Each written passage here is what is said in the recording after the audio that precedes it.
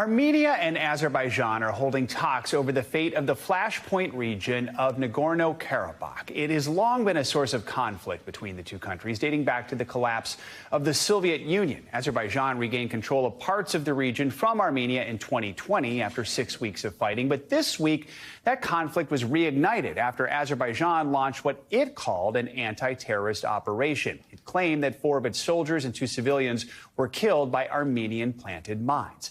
Now, Russia helped broker a ceasefire. Now officials from both sides are holding talks, with the status of the region hanging in the balance, along with the fate of Armenians who live there. Hagar Shamali joins us now. She is the host of Oh My World on YouTube, a former spokesperson for the U.S. mission to the UN and former NSC director for Syria and Lebanon. I'm so glad to have you with us because we've kind of done quick headlines on this week, but I wanted to dig a little bit deeper. So talks began yesterday with this region, Nagorno-Karabakh, at the center of discussion. Tell us more about this region and why Armenia and Azerbaijan are at odds here. Yeah, thank you. It's actually complicated, and it dates back hundreds of years ago. Ethnic Armenians have lived there for centuries, literally centuries. And the area was acquired by Russia in early 1800s. In 1923, Stalin gave this area made it an autonomous oblast. That is a very important point. So every time I hear that Azerbaijan regained this territory, it's not really accurate, because it's been autonomous and self-governed by the ethnic Armenians who've lived there for literally 100 years. And to begin with, it was kind of mistakenly put in Azerbaijan's borders because it was divided by a mountain range, and this was all under the Soviet era. And so this issue that Stalin planted the seeds for, how he put it within Azerbaijan's borders but made it autonomous, is what sowed the seeds for the crisis you have today. When the Soviet Union fell apart, this area wanted to join Armenia. It couldn't, and a war was created, and that is how it became self-governed and gained land beyond Nagorno-Karabakh. So we've seen decades of conflict, neither side showing willingness to compromise. Right now, what we're seeing, is it history repeating itself? Is there a possible solution here? So you have a few major things at stake here. Number one, this population has been submitted to surrender through starvation.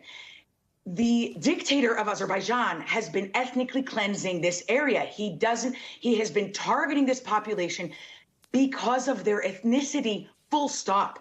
And it is because he wants them out so that he can have this land for himself. That's literally the definition of ethnic cleansing. So number one, you have at stake continued ethnic cleansing of this population. And that is why you now have thousands who are moving, who have evacuated over the last couple of days. Number two, you risk the destruction of centuries-old monasteries there.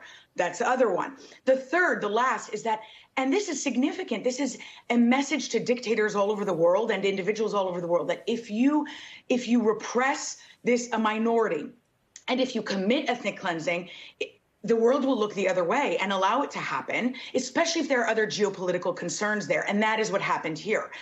The U.S. and Europe had the tools to stop the starvation that was happening, and yet they let it continue because of the relationship right now between Azerbaijan and Europe and the U.S. over the war in Ukraine.